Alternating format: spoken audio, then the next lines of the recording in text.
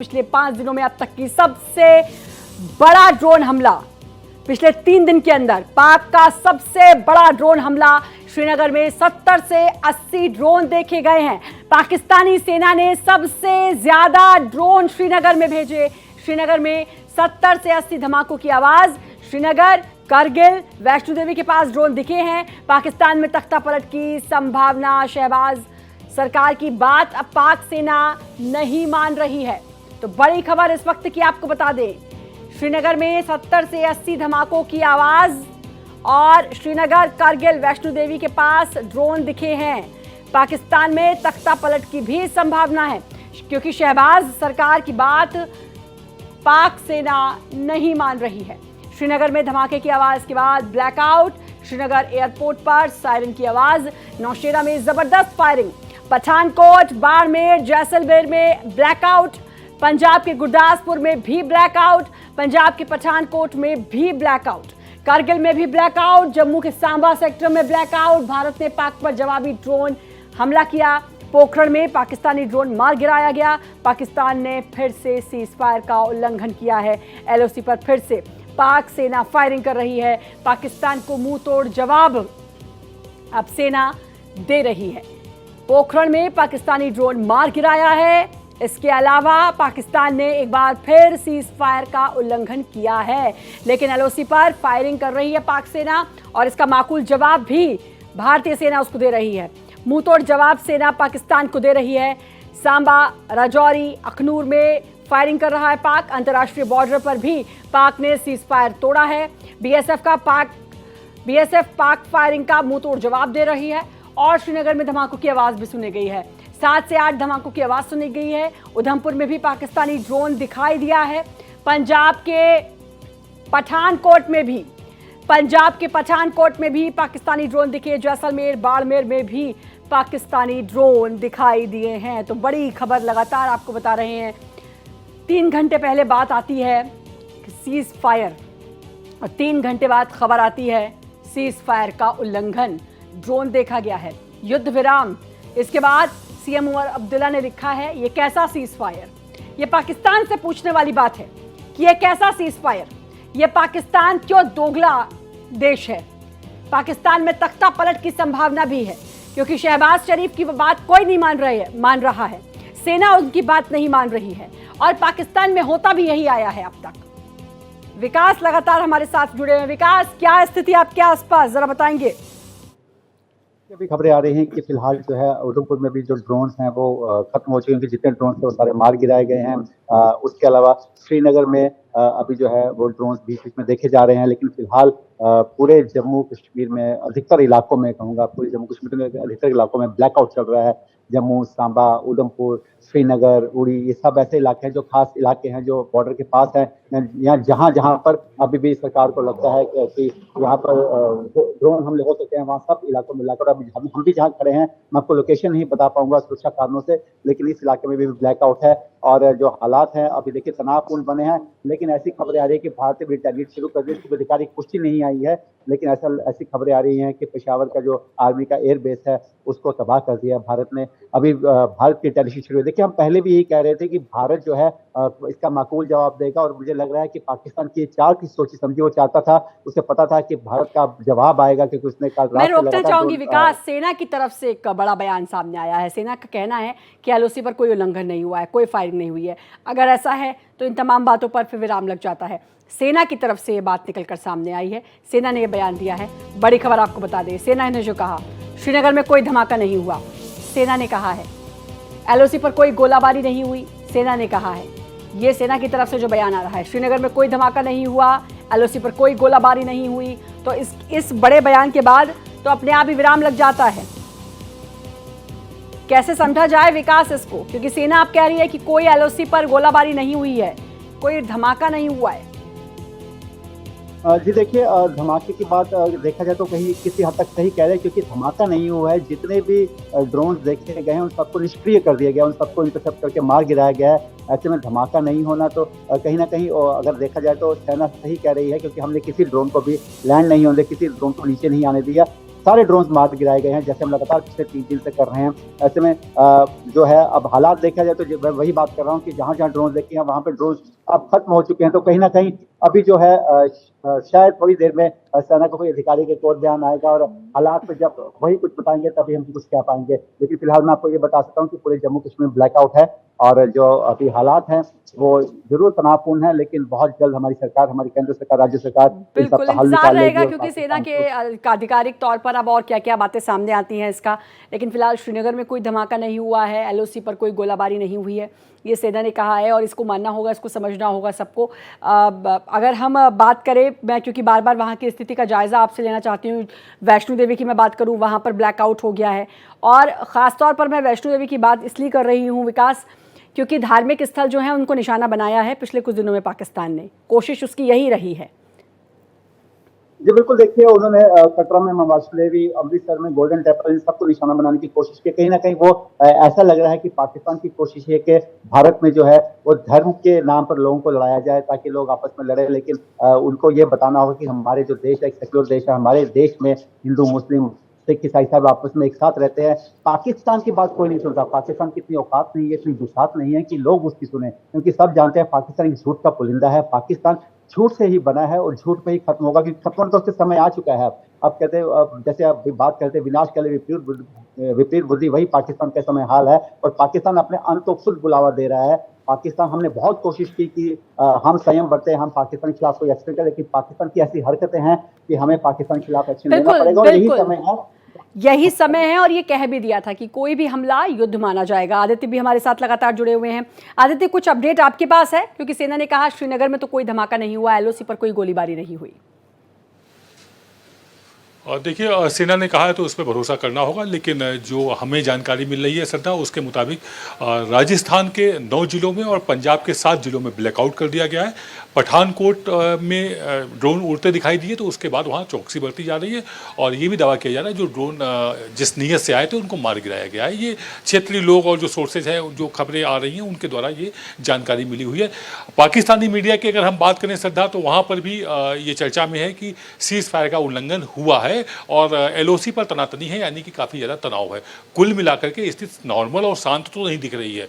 जो रिपोर्टर्स हमारे बता रहे हैं, जो वहाँ पर जैसे विकास बता रहे हैं या जो और खबरें छन करके आ रही हैं, उमर अब्दुल्ला ने ट्वीट किया हुआ है, उन्होंने भी कहा है। इसके अलावा जम्मू कश्मीर के जो मंत्री हैं उन्होंने काफ़ी पहले ट्वीट किया कि सीज फायर के 3.5 घंटे के भीतर ही पाकिस्तान ने विश्वास तोड़ा और वहाँ पर लगातार क्रॉस फायरिंग हो रही है। तो इस तरह से जो ये तनावपूर्ण माहौल है, जिसकी उम्मीद थी कि सब कुछ नॉर्मल हो जाएगा, ब्लैकआउट इधर भी गायब हो रहा था, ब्लैकआउट उधर भी गायब हो रहा था, एक दक्षिण एशिया में शांति की उम्मीद थी, क्योंकि विश्व ऑलरेडी 2 बड़े युद्ध झेल रहा। रूस यूक्रेन की बात करें और इजराइल, और हम अगर फिलिस्तीन की बात करें तो विश्व इस स्थिति में नहीं है कि वो तीसरा युद्ध भी बर्दाश्त कर पाए। तो ये एक समझदारी के साथ एक शांति की पहल की गई थी, जिसमें पाकिस्तान के द्वारा बाकायदा अपील की गई थी कि किसी तरह भारत अब बात ये है आदित्य, हाँ, अब लेकिन इस सबके बीच बात ये है कि पाकिस्तान जो देश है वो किस तरीके से चलेगा, कैसे चलेगा, क्या डिसीजंस होंगे। सरकार तो करती ही नहीं है वहाँ पे डिसीजन। वहाँ का जो पूरा कमांड है वो सेना के हाथ में है। वहाँ के जो पीएम होते हैं वो हमेशा कठपुतली की भूमिका में ही होते हैं और यही इस बार भी हो रहा है। शहबाज शरीफ ने आगे बढ़कर चाहा कि शांति हो जाए, लेकिन सेना नहीं होने देना चाहती है। आप बिल्कुल सही कह रही हैं। आप देखिए, वहाँ की सेना की जो नीयत है, सेना का जो अस्तित्व है, वो भारत से लड़ाई में ही है, कश्मीर के मुद्दे को जिंदा रखने में ही है। एक जो आपको हम जानकारी बताना चाहेंगे, जब प्रधानमंत्री इमरान पाकिस्तान के हुआ करते थे, तब वहाँ के सेना प्रमुख में उनने उनको एक मीटिंग के लिए बुलाया, तो उनका नहीं, सेना प्रमुख मेरे पास आए। एक प्रोटोकॉल भी होता है, सेना प्रमुख को प्रधानमंत्री के पास जाना चाहिए। जिस पर नाराज सेना प्रमुख पाकिस्तानी प्रधानमंत्री यानी कि इमरान खान के घर पहुंचे और जो जानकारी है पाकिस्तानी मीडिया में, जो बातें चर्चाओं में आई थी, उसके मुताबिक उन्होंने वहां पे जाके उनके थप्पड़ मारा था। तो अब आप अंदाजा लगाइए कि सेना किस कदर बेकाबू है, बेअंदाज है। बड़ा अफसोस तो भी होता है कैसा लोकतंत्र होगा। ये जो आपने बात जिसका जिक्र किया, ये किस तरह का देश है, इससे आप अंदाजा लगा सकते हैं। वो देश की कैसे लुटिया डूबी हुई है, इससे उस बात का अंदाजा लगाया जा सकता है कि जो प्रोटोकॉल है उसका आप पालन नहीं करते हैं, आप वहाँ के पीएम के साथ किस तरह से पेश आते हैं। ये तमाम बातें हैं जिससे पाकिस्तान की जो औकात है वो पता चलती है, क्योंकि पाकिस्तान ने मजबूर कर दिया इस तरह की भाषा के लिए। यही सही भाषा है कि पाकिस्तान की औकात क्या है। आज पाकिस्तान फिर से सीज़फायर का उल्लंघन करके दिखा रहा है। और विकास, हम दोनों पहले भी इस बारे में बात कर चुके हैं कि ये सीज़फायर का उल्लंघन करना, ये सिर्फ भारत पाकिस्तान की बात नहीं है। अब इसमें अमेरिका भी बीच में आया, अमेरिका की तरफ से ये डोनाल्ड ट्रंप का एक्सपर पोस्ट भी आया। अब वहाँ पर क्या जवाब देगा पाकिस्तान? आदमी यही रही है कि सबसे पहले, इससे पहले भारत पाकिस्तान कुछ बोले, ट्रंप का ट्वीट आया है। अब कहीं ना कहीं वो ट्रंप का जो ट्वीट है वही डोनाल्ड ट्रंप पे भारी पड़ने वाला है, क्योंकि देखिए कहीं ना कहीं कोई माने ना माने ईगोस्टिक तो थोड़े से वो हैं। और ऐसे में अब जिस तरह के वो फैसले लेते हैं, जिस तरह के वो अचानक से फैसले लेते हैं, वो चाहे सही हो या गलत हो, वो खैर उनका डिपार्टमेंट जाने, लेकिन उनके फैसले जो होते हैं बड़े अजीब से होते हैं। और शायद मुझे लग रहा है कि कहीं ना कहीं पाकिस्तान नहीं, ट्रंप तो बहुत, यूक्रेन के जब जेलेंस्की मिलने के लिए आए थे तभी कैसी बहस हुई थी वो पूरी दुनिया ने देखी। तो ट्रंप पर तटस्थ रहते और ट्रंप ईगोस्टिक हैं, ये बिल्कुल सही बात कही। अब देखते हैं क्या रिएक्शन आता है, क्योंकि भारत ने कई बार ये बात समझाई भी होगी कि पाकिस्तान किस तरह का लीचड़ देश है। अब जग जाहिर हो चुका है, लेकिन अब सीज़फायर का उल्लंघन पाकिस्तान की तरफ से किया गया है। लेकिन सेना की तरफ से एक बात सामने आई है, बड़ा बयान कि श्रीनगर में कोई धमाका नहीं हुआ, एलओसी पर अब कोई गोलाबारी नहीं, ये सेना ने कहा है। तो इसको मानना होगा, इस पर भरोसा करना होगा, क्योंकि सेना ने ये बड़ा बयान दिया है और आधिकारिक तौर पर इसको ही सही हम मानेंगे, क्योंकि एलओसी पर अब कोई गोलाबारी नहीं, श्रीनगर में कोई धमाका नहीं हुआ है। मेरे दोनों सहयोगी लगातार हमारे साथ जुड़े हुए हैं। विकास, एलओसी पर अब कोई गोलाबारी नहीं, श्रीनगर में कोई धमाका नहीं, सेना की तरफ से ये कहना है और जाहिर है ये आधिकारिक तौर पर कहा गया है। देखिए, जब सेना कह रही है तो हमें इस बात के लिए वादे होना पड़ेगा और हमें सेना की बात माननी, क्योंकि देश सर्वोपरि और सेना सर्वोपरि है। इसलिए जिस तरह सेना कह रही है वो सही होगा। हो सकता है कहीं से कुछ बातें निकली हों, लेकिन बात रही श्रीनगर की, तो श्रीनगर में वो सही कह रहे हैं। अगर जो ड्रोन आए थे उनको अगर निष्क्रिय कर दिया होगा हवा में, तो कोई धमाका नहीं हुआ है। उनकी वो बात बिल्कुल 100% सही है। लेकिन फिलहाल मैं आपको ये बताऊं कि मैं यही कहूंगा कि पाकिस्तान पे विश्वास करना जो है बहुत मुश्किल है। आप किसी अनजान इंसान पर, किसी ऐसे इंसान पे विश्वास कर ले जिसको आप बिल्कुल नहीं जानते, वो फिर शायद 1% आपके विश्वास के काबिल होगा। लेकिन पाकिस्तान चाहे चाहे जितनी मर्जी कस्में खाए, चाहे जो मर्जी करे, लेकिन पाकिस्तान पे विश्वास करना जो होगा वो हमारे लिए बेवकूफ़ी होगी। तो कहीं ना कहीं इस समय जो हालात हैं उनको देखते हुए मुझे यही लग रहा है कि हमें सतर्क रहना होगा। हमारी एयर फोर्सेस वैसे सतर्क है, हमारी बीएसएफ को जिस तरह से फ्री हैंड दिया गया, जैसे बताया जा रहा है, खबरों में आया है, हालांकि इसकी अधिकारी पुष्टि बीएसएफ ही करेगी कि उनको फ्री हैंड दे गया। अगर कुछ किसी भी तरह की सीज पर वॉल्यूशन होती है तो उसका मुकाबला किया जाए। तो ऐसे में जो है हमारी सेना चाहे नभ थल जल से हो, पूरी तरह सतर्क है। पाकिस्तान अगर कोई ऐसी हरकत हिमाकत करता तो उसका माकूल जवाब दिया जाएगा और एक बार फिर से पाकिस्तान को नेस्तनाबूद किया जाएगा। मैं फिर से ये कहूंगा, यही मौका है पीओजे को एक बार फिर से भारत में लाने का, भारत के मानचित्र को बढ़ाने का और पाकिस्तान को उसकी औकात दिखाने का। बिल्कुल, और पाकिस्तान को मुंह तोड़ जवाब देने का, जो कि लगातार सेना देती आ रही है। लेकिन अगर पाकिस्तान अब भी नहीं मानता है आदित्य, तो मुझे लगता है पूरा देश सरकार के साथ है, सेना के साथ है। जब सीज़फायर की बात आई तो कई लोगों का ये कहना था कि नहीं, मुंह तोड़ जवाब देना चाहिए, क्योंकि पाकिस्तान इसी लायक है। अगर ऐसा है, सीज़फायर का उल्लंघन कर रहा है और अगर इस तरीके से बार बार गोलाबारी कर रहा है, तो फिर उन तमाम लोगों की बात सही है कि पाकिस्तान इसी लायक है कि उसको उसी की भाषा में जवाब दिया जाए। देखिए, पाकिस्तान को जब उसी की भाषा में जवाब दिया जाएगा, बढ़ चढ़कर पूरी ताकत और क्षमता के साथ में, तभी उसके समझ में आएगा। अब जबकि भारतीय सेना ने कहा है किसी तरह की ऐसी कोई एलओसी पर तनातनी नहीं है, सीज फायर का उल्लंघन नहीं हुआ है, तो उस पर हमें भरोसा करना होगा, क्योंकि भारतीय सेना भरोसे के लायक है। लेकिन हाँ, उमर अब्दुल्ला ने जो ट्वीट किया हुआ है उस पर भी ध्यान देने वाली बात है। चर्चा भी होगी इस बात को लेकर के कि आखिरकार न सिर्फ उमर अब्दुल्ला ने, बल्कि जम्मू कश्मीर के एक मंत्री हैं संजय शर्मा, उन्होंने भी इस बात को सोशल मीडिया एक्स हैंडल पर लिखा हुआ है कि पाकिस्तान सीज फायर का उल्लंघन कर रहा है। तो बात इस जगह पर है कि भारत के देशवासी अब करें तो क्या करें, अगर कंफ्यूजन है। और अगर लगातार ड्रोन आसमान में दिखाई दे रहे हैं तो क्या ये ड्रोन का रिहर्सल है, तो तमाम ऐसे सवाल खड़े हो रहे हैं। लेकिन रही बात पाकिस्तान की, तो पाकिस्तान को या तो बात समझनी होगी, जो बड़ा मुश्किल है कि वो समझ पाएगा, क्योंकि तीसरी पीढ़ी है, बात उनके समझ में आ नहीं रही है। तीसरी पीढ़ी भी वही मतलब मूर्खता की बातें कर रही है, खून बहाएंगे, दरियों में खून बहेगा, पता नहीं क्या, मतलब ऐसी बातें जो उन सपने देखते हैं वो शायद हकीकत में बोलने की कोशिश करते हैं, उनको तब्दील करने की कोशिश करते हैं। बिलावल भुट्टो की आप बात कर रहे हैं। ये हाँ, वो देश इतनी आसानी से मान जाएगा, विश्वास करना बड़ा मुश्किल है, भरोसा नहीं हो रहा है। जी खून की नदियां बहाने में ही ज़्यादा पाकिस्तान भरोसा रखता है, लेकिन इस बार उल्टा होगा क्योंकि पाकिस्तान को इसका खामियाजा तो भुगतना होगा। भारत ने बहुत तरीके से सिर्फ ऑपरेशन सिंदूर करके आतंकी हमलों पर निशाना बनाया था विकास, और बहुत तरीके से कहा था कि हमने सैन्य ठिकानों को निशाना नहीं बनाया, लेकिन पाकिस्तान बाज नहीं आता। ये पाकिस्तान किसी की नहीं मानता है और मुझे लगता है कि जब इसको अच्छे से अंतर्राष्ट्रीय तौर पर मुंह तोड़ जवाब मिलेगा तब शायद जाके पाकिस्तान एक कोने में चुपचाप बैठा नजर आएगा। जी बिल्कुल, देखिए जिस तरह का भी हालात चल रहे हैं, जिस तरह का भी सिस्टम चल रहा है, ऐसे देख लग रहा है कि पाकिस्तान को उसकी औकात दिखानी बहुत जरूरी है। पाकिस्तान, देखिए, जब पाकिस्तान एक ऐसा देश है जिसके लिए आप जितनी बार, जैसे कहा जाए कि शाम को जितना मर्जी दूध पिलाओ शाम काटेगा ही, वही पाकिस्तान का हिसाब है। और अब तो पाकिस्तान को मौका है क्योंकि उसको IMF ने भी फंड कर दिया है, उसको पैसे मिल रहे हैं, तो कहीं ना कहीं वो एक बार फिर से आतंक फैलाने की कोशिश जरूर करेगा और वही आतंक जो है जम्मू कश्मीर में फैलाया जाएगा। इसको रोकने की बहुत जरूरत है। देखिए, कहीं ना कहीं आज हमारे मुख्यमंत्री उमर अब्दुल्ला ने भी यही बात कही है कि जो उसको पैसा मिल रहा है वो आतंक में ही लगाएगा। तो ये जो इनका सिस्टम है, इसको रोकने के लिए अगर जब तक इसकी फंडिंग नहीं रोकी जाएगी तब तक पाकिस्तान को इसमें तो विकास में IMF की भी गलती कहूंगी, क्योंकि IMF को कई बार भारत ने ये बात समझाई, ये बात समझाने की बहुत कोशिश की कि जो पैसा इस देश को दोगे वो वहाँ की जनता के हित में नहीं लगेगा, वो आतंकवाद को पालने में लगेगा। वो इसलिए वो पैसा नहीं ले रहा कि वहाँ की आवाम का, वहाँ की जनता का हित हो। लेकिन IMF ने भी ये बात नहीं मानी। कल पैसा आया है और आज सोच रहा है पाकिस्तान की कुछ और कर दूं। जी बिल्कुल, देखिए IMF की, मुझे लग रहा है शायद वो इसी चक्कर में था कि अगर वो उसने IMF को यही बोला होगा कि हम लोग जो है अब पीस के रास्ते पे चल रहे हैं, हम लोग अब उनसे सीज फायर जो है उस पर चलेंगे, हम वॉलेशन नहीं करेंगे, तो शायद यही चीजें बोल के उन्होंने लोन लिया होगा और फिर एक बार फिर से उसने IMF को भी धोखा दिया, जो उसकी फितरत है। देखिए पाकिस्तान, तो मैं फिर यही कहूंगा, पाकिस्तान पे विश्वास नहीं किया जा सकता। उसका जितने भी मॉनेटरी फंड्स हैं वो सब आते ही आतंकवाद के लिए और आतंकवाद से ही आते हैं। ऐसे में उनके पास है ही क्या? ना ही देखिए उनके पास अपने खाने को आता है, ना ही उनके पास अपनी इंडस्ट्री है, ना ही उनके पास अपनी बिजली है। बिजली निर्भर है जो हमारे इंडस वाटर ट्रीटी के अंतर्गत जाता है। हेलो, हाँ बिल्कुल, आपकी आवाज आ रही है विकास।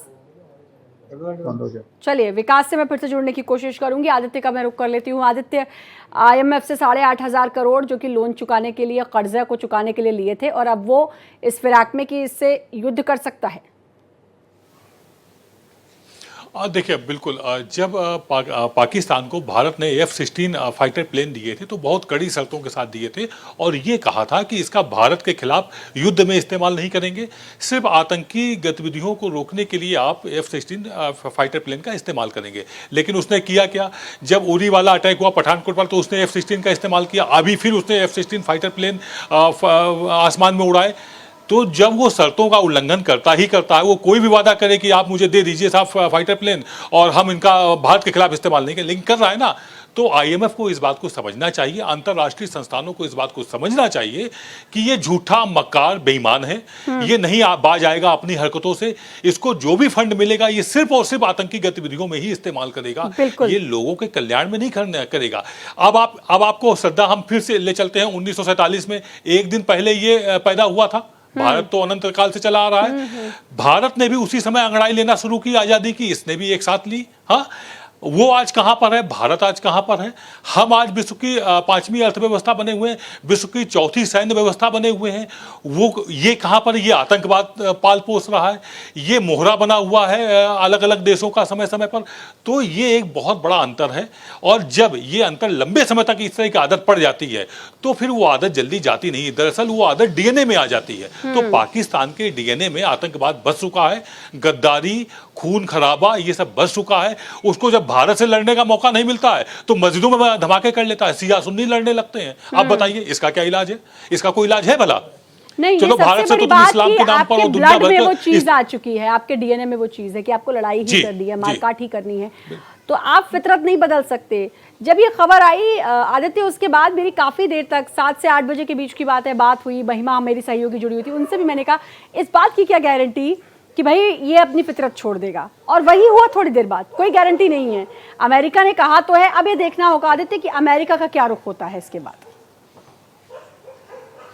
क्या रुख होगा? देखिए, जब कोई समझदार राष्ट्र या कोई जो संपन्न जिसकी अपनी हैसियत होती है, वो किसी टुच्चे टाइप के गैर स्तरीय राष्ट्र को समझाने की कोशिश करता है, कोशिश भर कर सकता है, बाकी उसकी फितरत के मुताबिक वो अपनी आदत के मुताबिक अपना काम करेगा, वही वो कर रहा है। अब इसके बाद अमेरिका क्या कुछ कह के उसको समझाने की कोशिश करेगा? मुझे लगता है कि जब फिर गिड़गिड़ाएगा, फिर कुछ करेगा, नस्तानाबूद होने की स्थिति में आ जाएगा, तब भले ही किसी तरह की कोई बात बाकी राष्ट्र लोग उसमें इन्वॉल्व हों, क्योंकि उसने सिर्फ अमेरिका ही नहीं बल्कि और भी कई राष्ट्र इन्वॉल्व हुए, जिसमें ईरान के भी विदेश मंत्री यहाँ पर आए हुए थे, इसके अलावा सऊदी से भी आए हुए थे। उन सब ने मिलकर के एक प्रयास किया हुआ था, इसमें इंग्लैंड के भी मंत्री शामिल हुए थे, तब जाकर के कहीं सीज फायर की एक जल्दबाजी में एक रूपरेखा तैयार हो पाई थी, लेकिन उसने नहीं मानी। अब वो जब नहीं मान रहा है तो अब मनमानी पे ही आमादा है, तो उसका फिर इलाज जरूरी होता है।